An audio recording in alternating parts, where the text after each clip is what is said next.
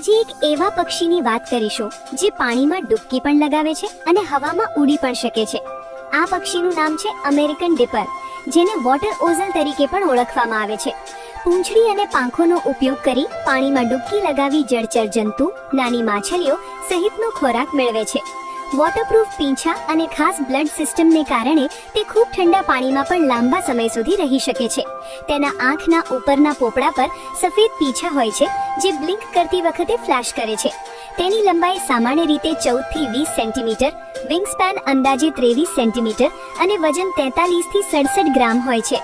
ટૂંકી પૂંછડી અને મજબૂત પગવાળું આ પક્ષી ખૂબ જ ખાસ હોય છે. મુખ્યત્વે પશ્ચિમી ઉત્તર અમેરિકા અને મધ્ય અમેરિકાના પર્વતીય વિસ્તારોમાં ઝડપી વહેતા સ્પષ્ટ ઠંડા પર્વતીય નદીઓ, ધોધવાળા પ્રવાહો પર રહે છે, જ્યાં પાણીના પ્રવાહની પાછળ અથવા પથ્થરોમાં ખાસ પ્રકારના માળા બનાવે છે. મોટા ભાગે એકલા રહેવાનું પસંદ કરતા આ પક્ષી ખૂબ જ અનોખા અને આકર્ષક હોય છે. તો તમને કેવો લાગ્યો આ ખાસ કલાકાર તે કોમેન્ટમાં જરૂર જણાવો.